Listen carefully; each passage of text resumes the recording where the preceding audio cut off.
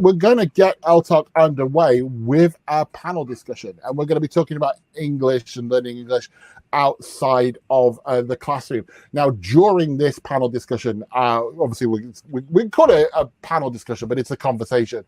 But during this conversation, we'd really like to have your questions. So if you have questions for us about English outside the classroom, about social media use, about microlearning, the other things we're going to talk about, do put them into the Q&A, and I'll try and feed them in.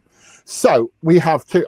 It's kind of like I get a two bit familiar faces, here. right? Yeah, I've got two familiar faces, and possibly the most famous two people that we've had in there. I mean, like between you, you've got millions of followers. I'm kind of like in awe of you both.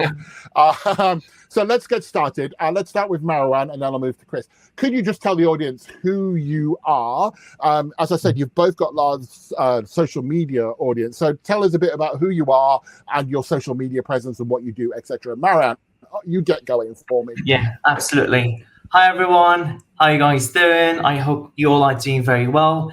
As you guys may have seen me before, my name is Mariwan. I'm an English teacher and content creator with more than 2 million followers.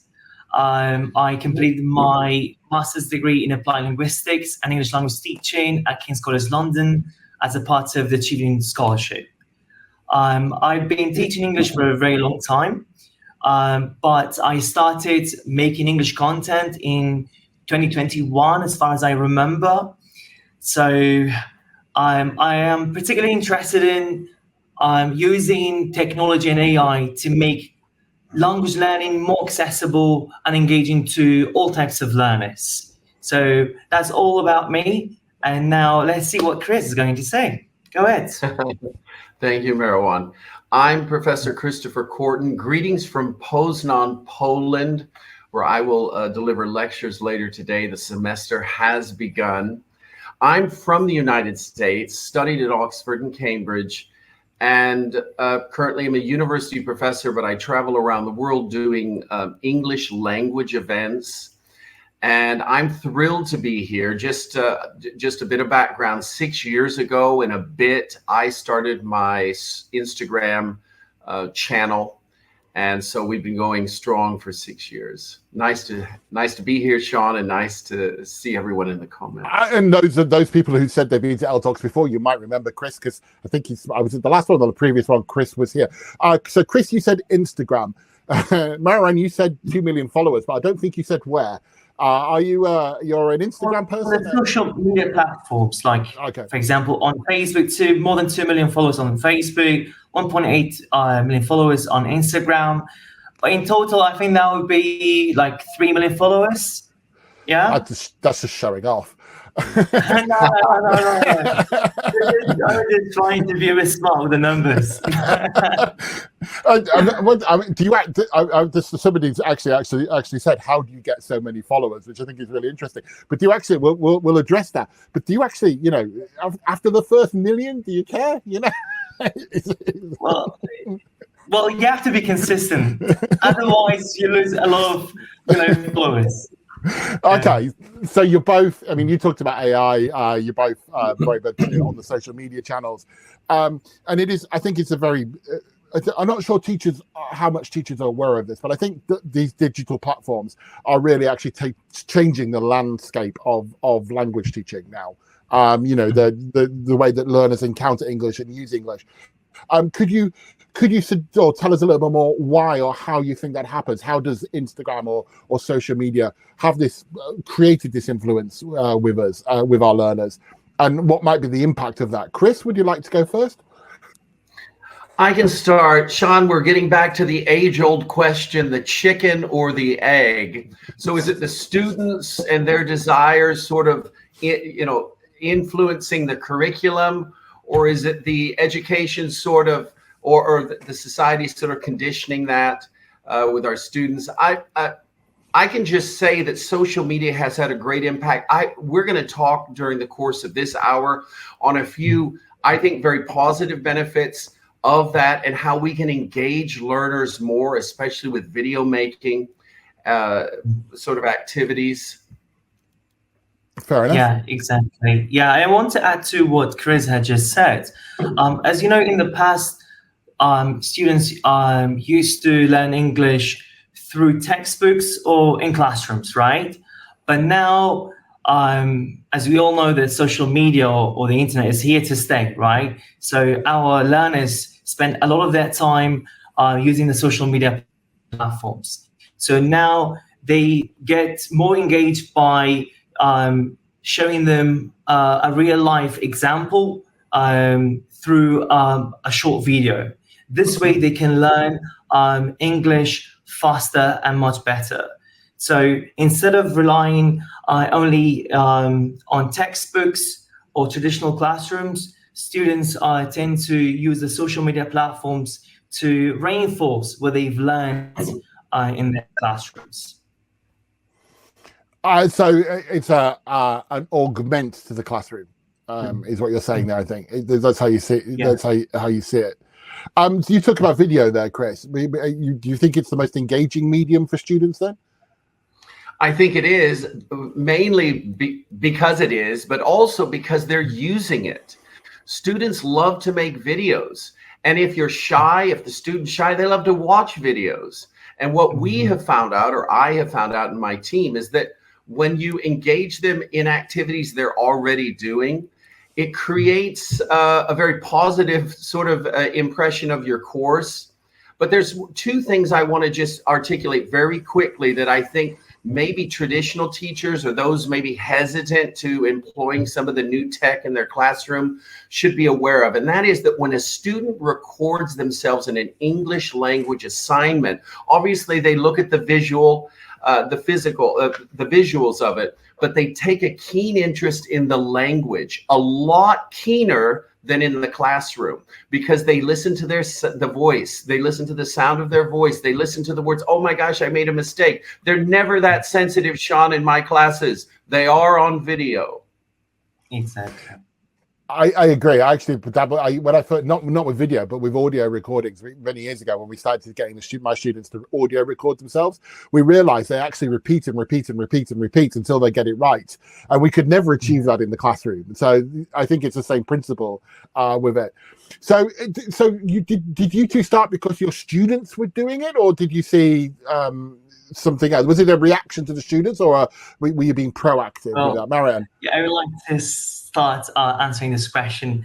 So I still remember I had some students who asked me this question: teacher, how can I practice my English outside the classroom? Okay, and I was thinking, I said to myself, I believe the social media platforms are the best space for them to practice what they have learned. Okay, so what I did was, just as an experiment, I grabbed the phone, okay, and I was thinking of a language point that is more relevant and important to my students, and then I started recording, okay, and I checked the video for a few times, and then I said to myself, let me post it. So I posted it, and I received a lot of good comments from my students. They reacted to the video very well. And then I said, this is what I should be doing for the rest of my life. What I started as an experiment turned into a real passion for me to make more English content. This is how I started myself. Is your story the same, Chris? Is it a similar story? It's largely the same, although the point of entry linguistically was different. I was encouraged by by a few students, did a sort of a commercial webinar. It went well, had a promo video, but my initial entry was academic writing, and that's a very narrow slice of the ESL world online. Yeah, I actually, as someone who teaches academic writing, I never thought about there might be videos about academic writing by influence. I'm now going to go look after this for it. A question that's come in, I've just lost the name of the person, but a few people have asked it about the change in motivation caused by social media or outside of the classroom. I think we'd all agree it changes students' motivation. Yeah.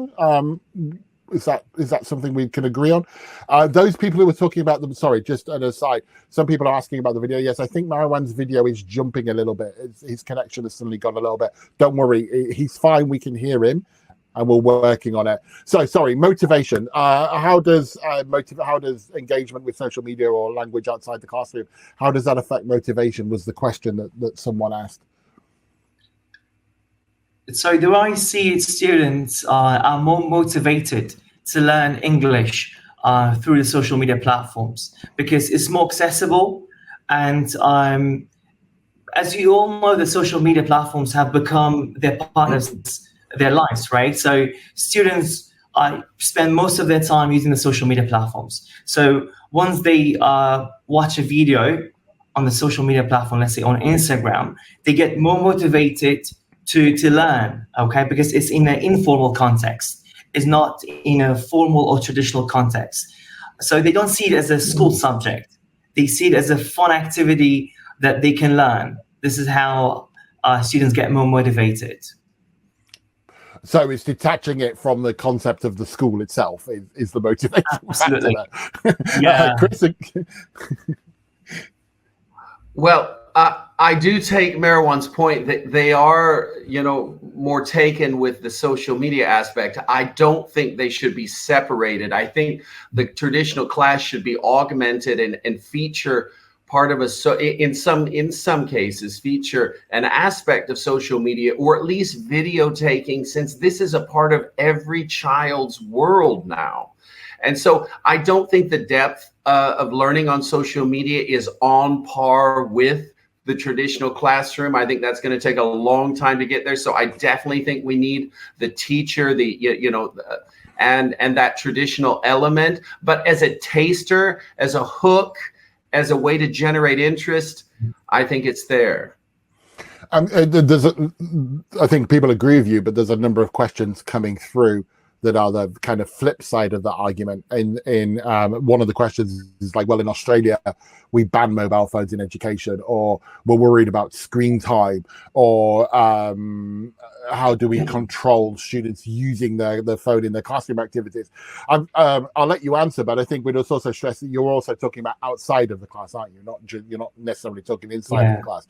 But is it concerning? I mean, there's a lot coming up these days in media about students, young learners and their screen time. Is that a worry? Is that something that you worry about when you're making your videos, or?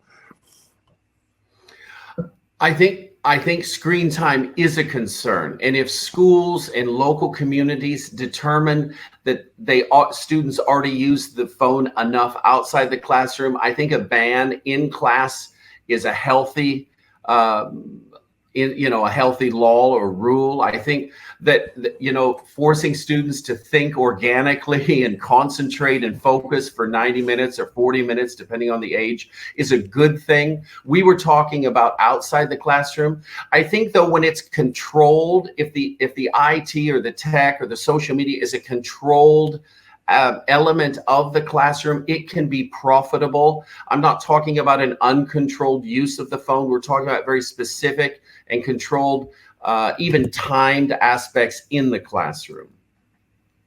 Oh, thank you, Chris. Mariwan, anything to add? Well, I believe, as we all know, that whether you like it or not, students, including the younger learners, they use the social media platforms, right? So if we make more educational content for the students, I believe they can get more benefits from the social media platforms. So instead of wasting their time watching some meaningless stuff, so they can use that time to learn something more meaningful and productive, which is the English content. Yeah, I would agree, and I think as someone, I kind of teach digital literacy, so I think I would use the classroom space to actually show the students what they can learn. And Mariwan there is talking about looking at the right content. I think we can, as part of our education or the way we educate, we can help and influence.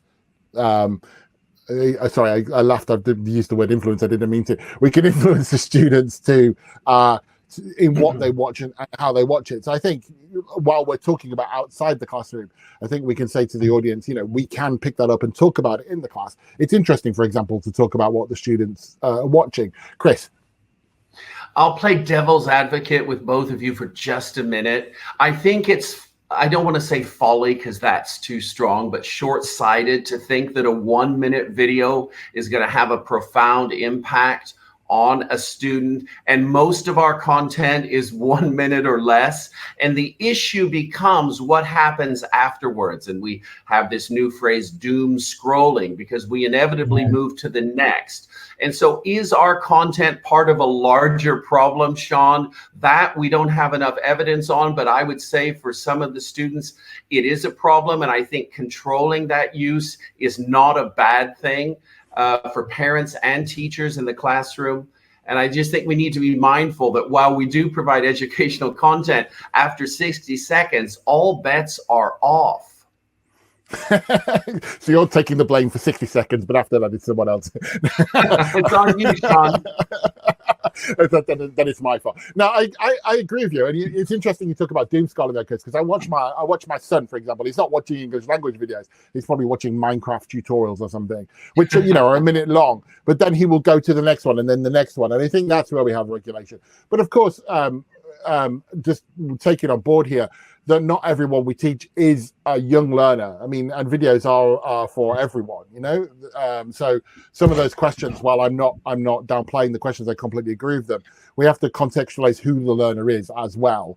And not all videos, as we know, are suitable for everyone. I'm just going to pick up another question, which actually I think we thought might come up. What about the language quality of videos? How teachers, the teachers who are in the classroom have control over what language the students are learning.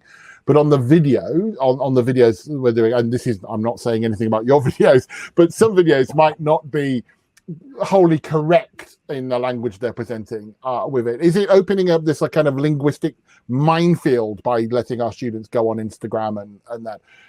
Is that a problem, or is that something you've not noticed? Well, as we know, there's too much content, like too much English content out there, right? So I think it depends on the teacher. Okay, so there are so many teachers who create very good content because they know what they are doing. For example, they know why they have created a page. One of the reasons why teachers, create these pages is to help students improve their language skills, right? So what they do is they try to make more educational and, formal videos, right, in order to help students improve their language skills. At the same time, there are some teachers who open these pages just to go viral, okay, as simple as that, okay? But I believe teachers should be very mindful of what they are, posting, because one wrong content may decrease the level of students' confidence. For example, there might be some content that is not very correct. So if you teach them this incorrect thing, so this will be fossilized inside the students' brain, right? So yeah, teachers should be very, very mindful of what they are putting out there. Chris, what do you think? I think in some way, this proliferation of online content has contributed to what we now have talk in academic circles of this concept of global Englishes. It's because we have access to so many different accents, so many different types of English, that we now are forced to reckon with the non-native as the sort of primacy or model for, English as we know it. And I don't think this is a bad debate. And I don't think that there are so many nefarious effects of 1 minute social media, even if there's a blunder, because that represents life on, in the English speaking world. If you're traveling anywhere, ironically, especially in the United States, where grammar is optional. Anyway, you I'm can't say joking a words bit. like that. Grammar is optional. You've just given half the audience, the No, I'm existential joking. crisis. I'm joking. I'm American, but I know how my parents, and I know that the point I'm trying to say is that the non-native is probably not less effective in their sort of use of English than what I've heard back in the US. And I think, getting sort of awareness and having access to all these different types of English, I don't think is a bad thing on the whole. Oh no, I would have to agree. I mean, surely one of the benefits of the internet as a whole is the fact that you have all these different models of English, and access to them is amazing. I started teaching many years ago when the English was whatever was on the cassette at the time, or my voice. So the fact that students can have all that, I completely agree. And I think we as teachers probably need to relax a little bit and realize there are many forms of it. And as you said, Chris, we're not always correct. I imagine if people analyze what we're saying now, we're making quite a lot of mistakes into what they probably hear. Sean, I'll send you the notes after the meeting. Thank you. And we arrange a lesson and you'll help me out, yeah?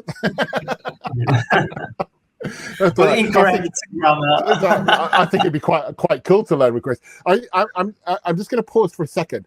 Gentlemen, because the question that's coming in a lot is, how can they find you on social media? So let's address this now. What are your channel names that they can have? We will put them out later, but can you say for people, because there's a lot of stress about how they can find you. Yeah. Mine is English with Rahel. Mine is Professor Korten. My last name is written there. If you're interested in, Professor Korten is on YouTube and Instagram. Christopher Korten is Facebook. And we will repeat that a few times, but there are many questions in the question box about how can I find them? How can I find them? So let's put that to bed. While I've got the pause in, audience in the chat box, how many of you, let's start with how many of you are on social media? Let's see if how many of you have Instagram channels? Let's have a look let's have a yes or no in the chat box and just get a feel for that, because we will be talking about how we can use it, but I'm curious to know if you're all look at all the no's coming in for the start there. Oh, but that's quite a lot. Okay, a lot more balance. There's a lot of yeses coming in now. While they're doing that, because we will go to a set of questions on that. I was curious when you were both speaking there. One thing that I suddenly realized I didn't know: how do you choose what you're making a video on? I mean, in a course book, we got a course book. There's a syllabus. We follow it, yeah, and it's kind of defined in a sense. So when you're making videos, how do you decide what you're going to make your content on? Perfect. So what I would do before making any videos, I try to post a story asking students this question: what kind of language point do you want me to make a video about? So I get some ideas from my students. Okay, this is one of the ways that I make my videos.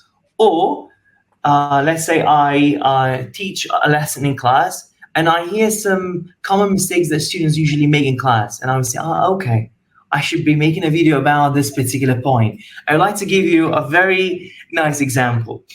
As you know, there are so many students who don't know the difference between these two words: a coffee maker and a barista. So what I did was, I still remember, I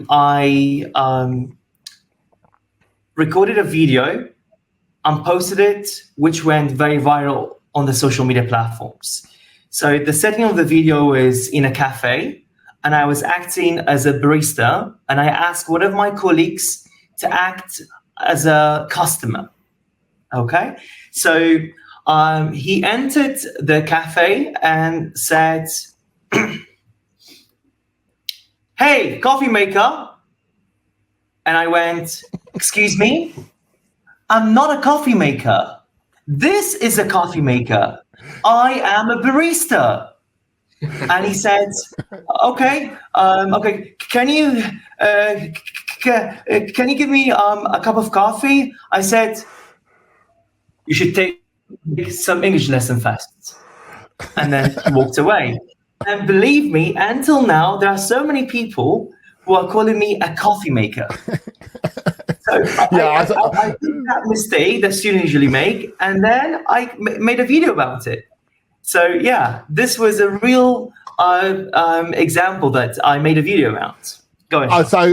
So no. As I said to you before we started, I heard that anecdote in the podcast, which we referred to before, and I really wanted to just call you coffee maker for the whole of the Q&A.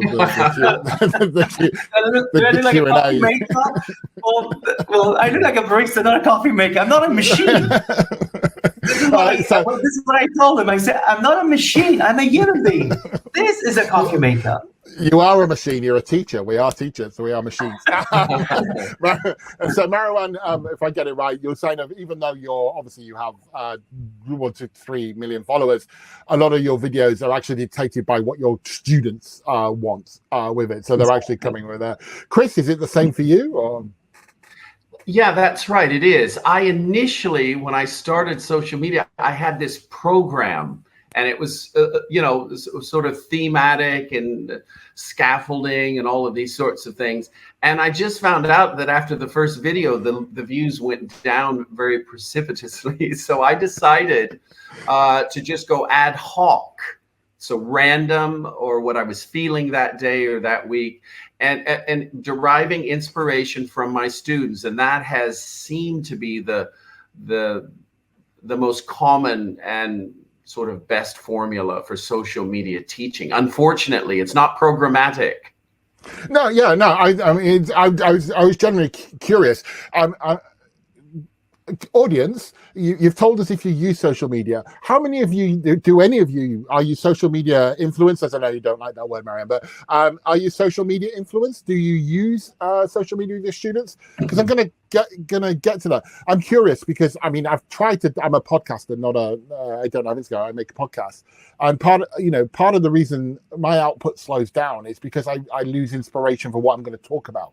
And actually, to be at your level, you need to be consistent, don't you, with what you're pushing out?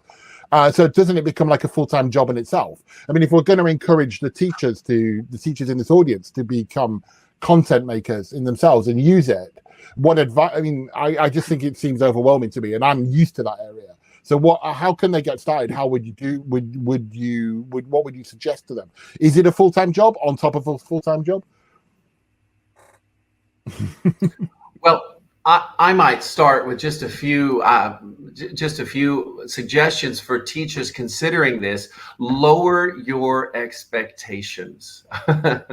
Start out with once a week. Make one short video a week, and if you can do that, and beyond that, if you're using this to hone or improve your teaching skills, which is what I recommend you do, then you can derive a lot of benefits from this practice. It doesn't have to take a lot of your time. Once a week, you develop, a greater sense of the visuals, your posture, your voice, your eye contact, how you're looking, because whether students are looking at all these things, and now you, for the first time, have a chance to see what they're seeing. And so the visuals can impede learning, they can enhance learning. So that's important. And one other thing is it helps you get to your point. It helps you speak with clarity, become a better communicator. There was one comment I happened to see as it's scrolling very quickly. Social media doesn't do nuance. I largely agree with that point, which is why I've made it a point in my videos, even 60 or 90 seconds, to try to say something specific or interesting or nuanced, because I precisely know that isn't happening. So I think it is possible, but it's challenging. Lower your expectations, and it can be a profitable and fun experience. Okay. And I just want to add another point or tip to what Chris had just said, which is very, very important for all the teachers out there. I would say just don't be afraid of putting yourself out there.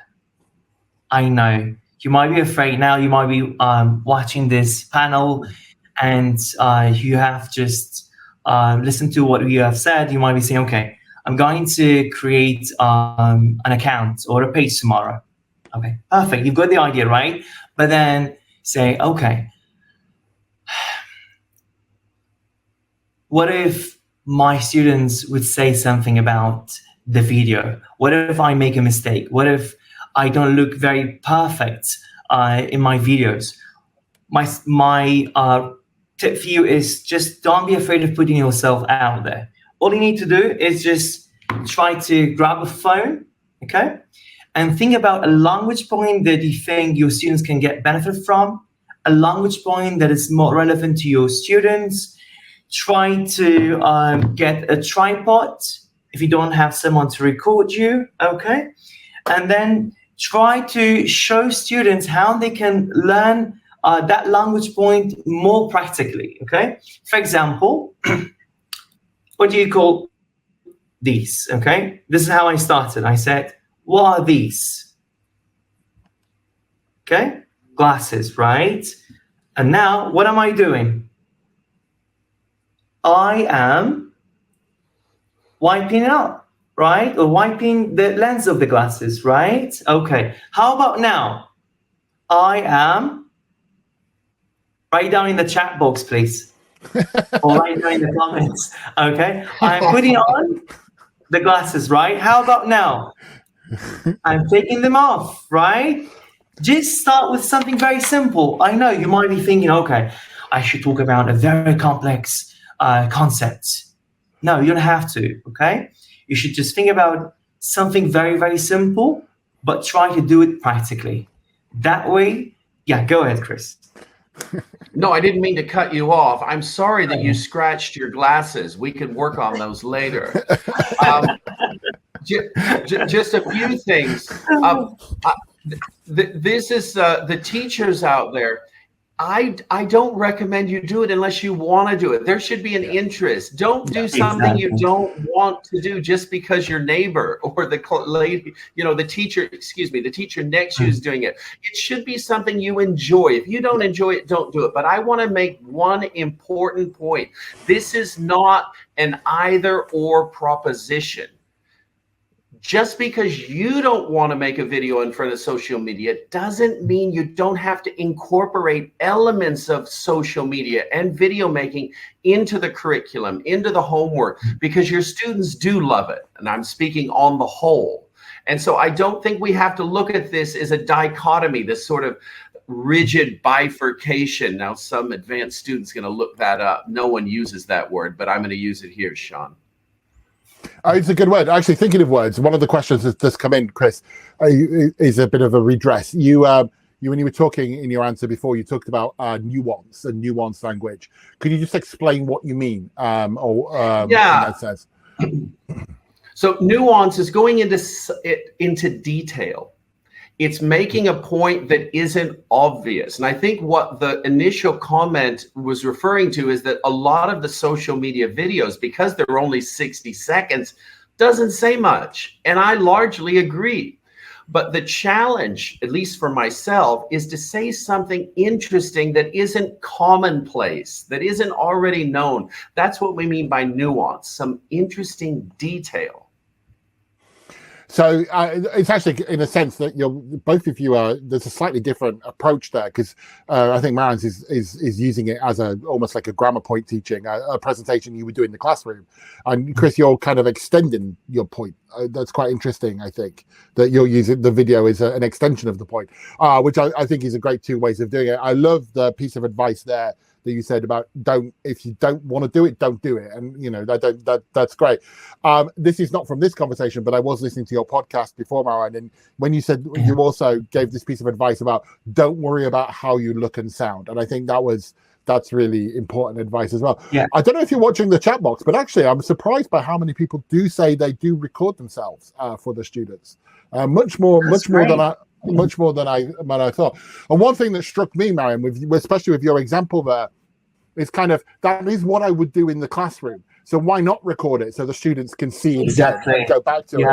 It's like an extra support for your students, right? And you can reach a wider audience, right? For example, you might be based in Ecuador or in Dubai or like a remote area in the Middle East, wherever you might be, right? But if you make a video about something that is interesting, that is very useful to your learners in class, so you can just post it online and you can reach a wider audience, right? Yeah, Yeah, fair enough. Chris, go.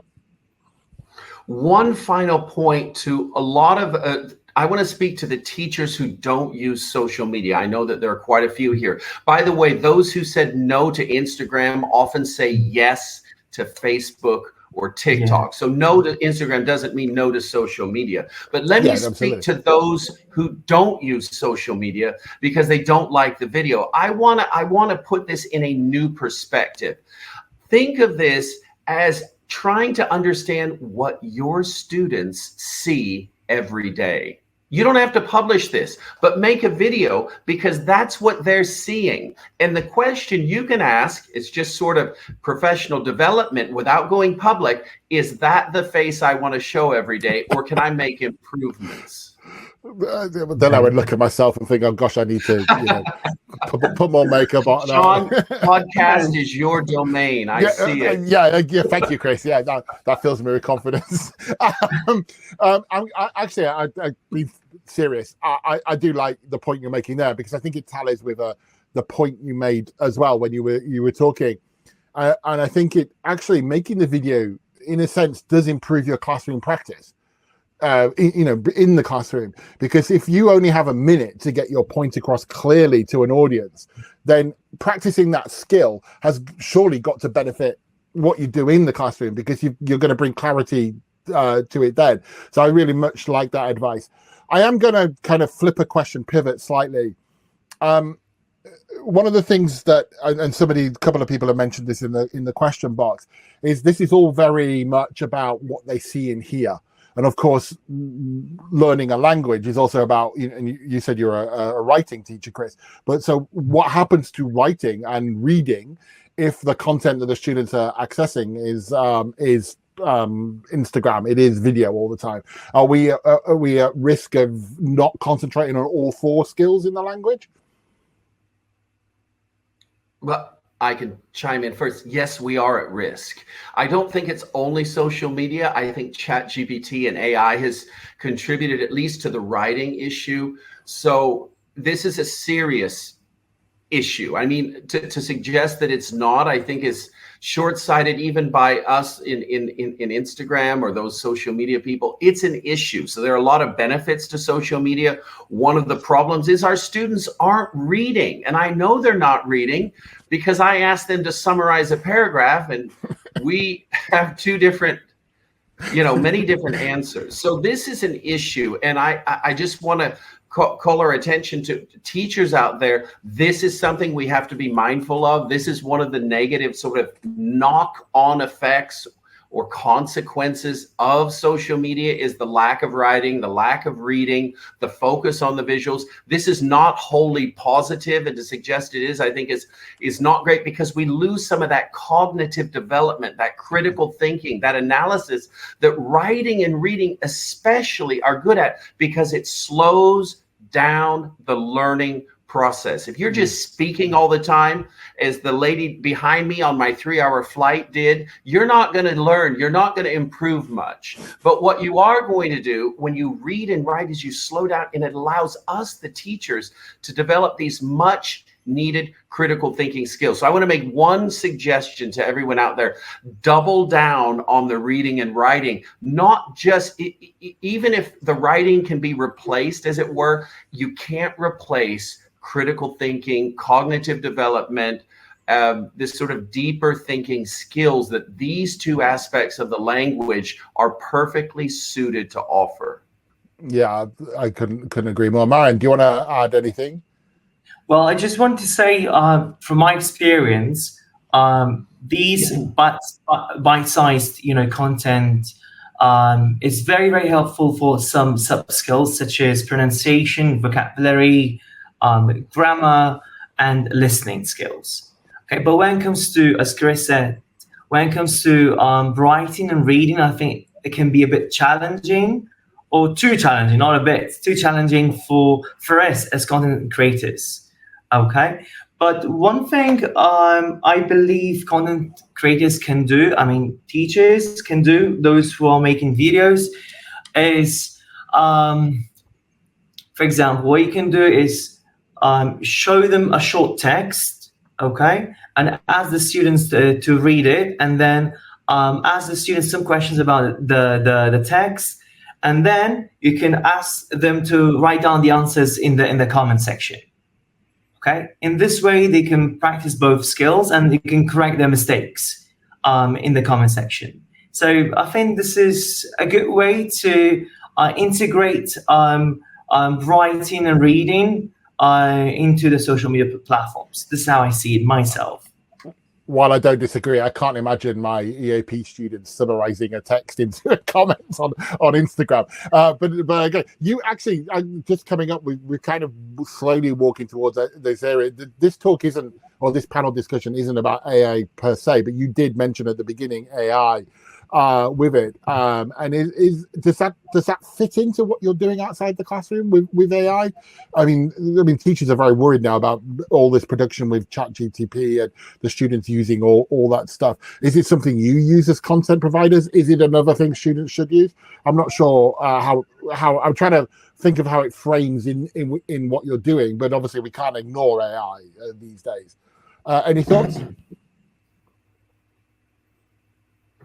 I'm happy to begin. So I think we have to stay in front of the technology, at least at the moment. So students have to be aware, cognizant, actively thinking, engaging with the AI and the prompts. And here's how I spin it in the classroom. And I think it bears out in the real world that you can create a great AI presentation. I teach a European-wide course on AI and presentations and sort of life skills, career skills. You can have the AI do the thinking for you. The problem comes, Sean, in the follow-up questions. Anything important is gonna have a follow-up question. And if you perform lower than ChatGPT, and the careful listener will quickly identify that, you lose all respect and reputation. I won't ask you another question because I know you didn't produce this. Yeah. And so reputations are easy to lose, and ChatGPT can contribute to that loss. We avoid that by staying active in the prompting process. Yeah.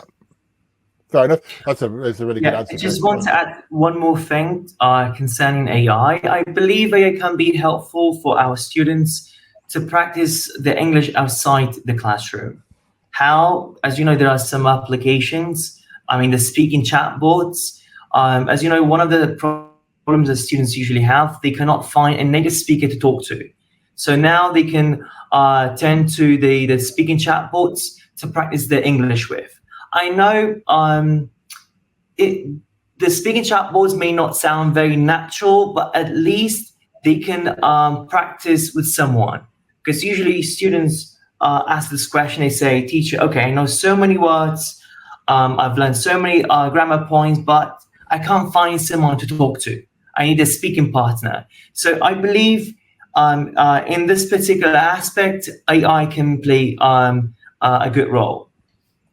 And I'm guessing going to that authenticity part. So because people are asking about what about the part of that AI can play with your videos, but to pick it up on what Chris has kind of said, from an authentic point of view, AI shouldn't be producing your videos. It's you. Your audience are here for you, aren't they? They're actually going down that route. I think students lose their interest if they watch these kind of videos because they don't sound very natural. Yeah, absolutely. A couple of quick questions before I move on to probably the final big topic. People are asking, Mariwan, you said just open your phone, which is fine. But are there any particular apps you would recommend that help you make your videos? That's a common question in the box. Well, CapCut. I use CapCut, and it's user friendly. What is it? A video or an editing or both? It's like you can record it and also you can edit your videos at the same time. Okay. It's very easy to use. You can download it on your phone or on your laptop. And it's got some free features, which will be very helpful for the teachers to start from. Okay. Super easy. So you can just download it right now, CapCut. This is my main application that I use to edit my videos. And by the way, I usually spend around 10 to 20 minutes to edit a video. I used to spend a lot of time editing one particular video, but now since I'm used to it, so I spend less time editing my videos. Okay, so CapCut and about 20 minutes to edit. I imagine that would be more when people say, Chris, is CapCut? You nodded with CapCut. Sorry. Yeah, I don't edit my own videos anymore, but they use my team uses CapCut and Canva for the design and video output. Okay, so there you go, two tools there. And do you both record? You record on your phone. Is it solely your phone that you do it on, or have you branched into more elaborate setups these days? So I use my phone or someone else's phone at a conference or something, but phones are generally they're easy to use. Yeah, you can carry with you wherever you want. Yeah. I'm just reinforcing to the audience that they don't need anything other than their phone and an app in order to do it. Another good microphone. We need a good microphone. Yeah. Absolutely, I love this point. Yeah, absolutely. You need a good microphone as well, but we don't need to have a very high quality a microphone at first. It's fine. You can just get like a cheap one at first. But as you are, gaining more followers, making a good community, yes, you can invest some money in getting a high quality microphone. But at first, it's not very necessary. Yeah, no, I agree. Although I think sound is actually really important. I think people will switch off if the sound is bad. I mean, the video quality might not be there, but it sounds like, and people can buy mics like this off. This is a small podcasting mic that goes into my phone when I podcast. So if people aren't, people can get those off. Very much off online retail stores if that's where they want a tripod as well. And do not forget to get a tripod if you can. It's very important because you have to ask strangers to record you. So yeah. Brilliant. We got the equipment going on. Another question which I thought was quite interesting, very quick question. Does a video have to feature your face? Do you have to be in the video? Yeah, 100%. Yes. Why? Well, I know voice can be helpful, but when students they see you, they know how you make or produce the sounds, and I believe this will be more interactive, especially if you are making a video about a pronunciation tip. So it will be more engaging, and to make your videos go more viral, I believe it's very important to act out. Okay, for example, you want to talk about some action verbs, you have to act it out. In this way, you can get more views. That's why I think you have to be visible yourself in the videos. Yep. Okay. Chris, because Marianne answered that question. What about students making the videos? We've talked very much from a teacher point of view. Is it something the students can do as well? Would it be something you would encourage? Absolutely. I mean, selfie videos, I think, are a great form. They don't even need a stand. If just hold it up and speak into the microphone or into the camera. I think it's fine. Absolutely fine. They don't need extra equipment. I think that's the beauty of this. Sean, I want to add that I have recently, speaking of people in videos, 2 days ago, I interviewed a pirate, and that will be coming online soon. And that is something. It's my first pirate interview. We were on a ship. There are so many questions I want to ask, but that will probably take us away from where we're going. But the one question I do have is, did you speak like a pirate to him in the interview? He's an actual pirate. I didn't have to do it. I didn't know the language. But getting to your point, special guests are actually quite interesting. So Mariwan is right. We need to be there. But if there's someone else on there, it's also equally interesting.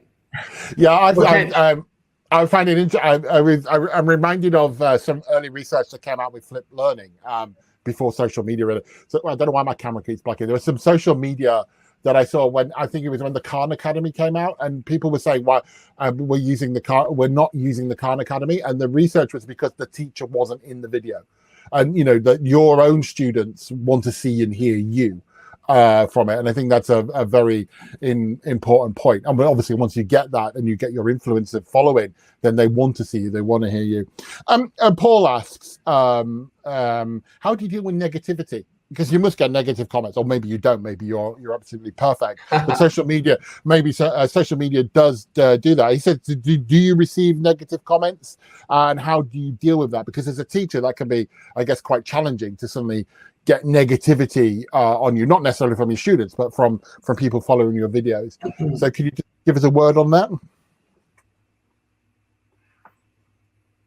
Well, I can start. Shall I, Chris? Yeah, please.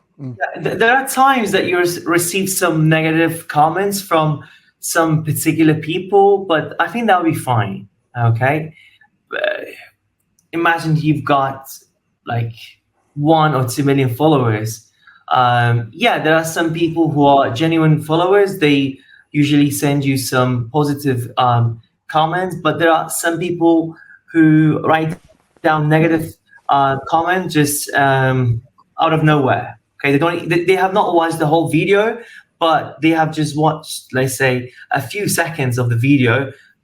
Boom, they start writing very bad comments to you. So if it's a criticism, if it's a constructive criticism, it's totally fine. You have to take it, and you have to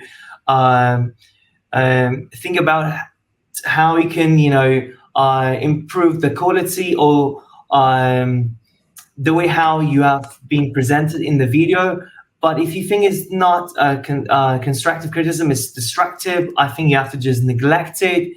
You have to just have a look at the positive comments that you usually receive from your genuine followers, because as we all know that there are times that I receive some comments from some people who have not even followed me. Okay, they are just viewers. Okay, so in this case, I'm not really bothered about that. But when it comes to those followers who have followed me, okay, they usually watch my content. Yes, I do care about what they are saying in the comment section. Thank you. Okay. I think criticism builds character, even bad criticism. So you learn, it's a life skill that, with children or teens, I think it's a great lesson to learn. Not all criticism is fair, and that reflects life. And I don't think it's a bad thing. We have a very strict rule on our team that we don't respond to unfair criticism. We just let it go. If it's really aggressive or of a sexual nature, something, we block them. But in general, I try to learn what triggered this person. Sometimes you can't change yourself or your character, but in many cases you can. And so I've tried to use it as a learning, like Mariwan said, as a learning experience. Yeah. I think some people just like to criticize. Let me tell you something very funny. There are times my followers or our followers will reply to their negative comments. We don't really have to do anything. I don't know, Chris, if this has ever happened to you. Well, yeah, they will come to the rescue, but that initial that blow to your sort of ego is I think a real good test. And I think it's a great teaching point for any of our students who go on social media. I mean, there's a life skill here that we can teach that obviously moves beyond content that I think is really critical if students are going to be successful. So I think we should embrace it and learn how to deal with it effectively. Absolutely. I think you're absolutely right. I mean, and we often teach and we talk about in teaching about resilience, and it's kind of that aspect of it in a. I mean, not that anybody should face it, but it is resilience building in that sense, and how you react to it. And everyone's a critic, I guess. As we come towards the end, I'm surprised. I've actually got 55 minutes through this interview, and I've not mentioned the word microlearning once. It's amazing that we've got that far into it. Obviously, social. I want to address it because social learning through social media is microlearning, and our audience might not understand that concept of microlearning. And if they don't understand that concept, they won't realize, I think, that microlearning is the trending learning at the moment. This can do, rather than me talk, does one of you want to talk about microlearning, about its definition and why it's so popular? It's kind of going back to where we started, but I think it's a good way to wrap up. So microlearning is all about breaking learning down into small and focused chunks that are easy to understand and remember. And most importantly, you have to teach your students something that is very easy to apply, okay? Something that they can apply it in their real life right away. This is what microlearning is all about. So I would like our audience watching this panel to see microlearning as puzzle pieces, okay? So, for example, you have to teach your students one particular language point at a time. You should not teach them everything at once, okay? You have to teach one concept at a time. For example, one pronunciation tip, one quick grammar point, one vocabulary or one common expression, okay? And you have to allow the students to put these pieces together, okay? This is how students can learn. And this is what microlearning is all about, okay? As we all know that the attention span of our students is very limited, especially these days, right? So microlearning can fit into everyone's daily routines. This is how I see microlearning from my perspective. Go ahead, Chris. A very succinct definition, a very good definition, I think. Chris, anything to add? I'm not sure I want to add much. I'm not, well, I will take, I agree that social media, sort of ESL videos are by their very nature microlearning. They're 60 seconds. Exactly. Or 90 seconds. So that is a fact. So that has probably contributed to the proliferation, the popularity of microlearning. And so then teachers have had to adapt to that. I do think that Mariwan has given this sort of counsel of perfection that, all the pieces fit together. The reality is we don't see all those pieces in one setting. So I'm not sure it actually works in that manner, but I think we can, I don't think it has to, though. We can compartmentalize it and we can say, all right, what have we learned in these 60 seconds? Exactly. I find it, so a few years ago when mobile phones, smartphones, I'm that old, when first smartphones first came into education and people were talking about them, I think there was this glorified ideal that people would learn on the move, and we're looking about 15 years ago. It was this idea of mobile learning was going to take place. And I actually think and of course it didn't happen because people were just on their phones. But actually now I think it does happen. I think micro-learning is what we envisaged back then, in the fact that people can access your videos while they're on the tram or on the bus, and that is that kind of mobile learning with it. And I think that's where it's come from. But if people aren't familiar with the concept of micro-learning or micro-teaching, do check it out, because if you look anywhere, it is often listed as the #1 trend in education at the moment. Okay, let's bring this to an end. I could talk forever, but I really, really enjoyed the conversation. So we've talked about why we should do it, why students should do it, and some of the dangers and benefits of doing that. You've also given some great advice about what equipment to use and how to get started. Can we distill that into one kind of thing to finish with, one sentence? I guess the question could be, if the teachers, if the audience want to take this away, what is one small practical step they could do this afternoon or tomorrow? Look at that, both of them pondering that question. I want to take exception to Sean's 4-sentence question, and he forces us to give a 1-sentence answer. I'm going to go ahead and do that. Hey, moderated privilege, Chris. I love it. I would say start small. Don't start big. If it's a 10-second video, Let's start there. Do something with your beginner students, your A2 students. Introduce yourselves to introduce yourselves to the class. Start small for those who have no experience. Well, what I would say, just if you're lying down watching this live, or if you're sitting, just try to stand up right now, okay? Where's your phone? Try to look for your phone, okay? Grab the phone, okay? And start recording. It can be about anything. Just right after this panel. It can be about anything, okay? And try to show it to some of your students to get their feedback, all right? And from there, you know your weak and strong points. And after, I would say, after a few days or weeks, try to create an account and put yourself out there. Please do it right now. Although I have to say, don't do it right now because we've got 2 interesting talks coming up. But I'm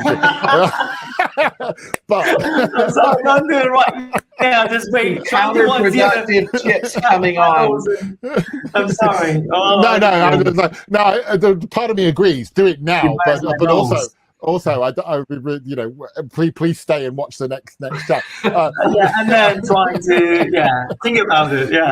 Think about it now. Don't do it now. Think about it now. Okay, gentlemen, it's been an absolute pleasure talking to you both. I found it really. I mean, I thought I knew this area, but I found you both incredibly informative. I've got some great tips to take away, and I am genuinely gonna. I generally do now want to go from podcasting, even though Chris thinks I should stay in podcasting, into making content. One more time, gentlemen, your channels are, so people know them. Mariwan, can be found. Oh, sorry, Chris, go. Go, Professor Korten or Christopher Korten. TikTok, LinkedIn, Facebook, Instagram, YouTube.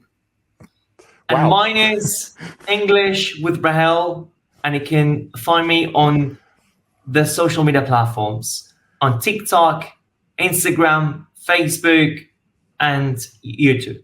So try to follow us right now. Yeah, you can go follow them right now. That's fine because that's just a click in a different browser. But I'd also say, remember, these 2 have been doing it for a while. So when you go to their channel and look at their output, remember they're at least 4, 5, 6 years into there. Take on board the advice that they gave you at the beginning about starting it. Mariwan, Chris, such a pleasure to talk to you both. I really, really enjoyed the discussion.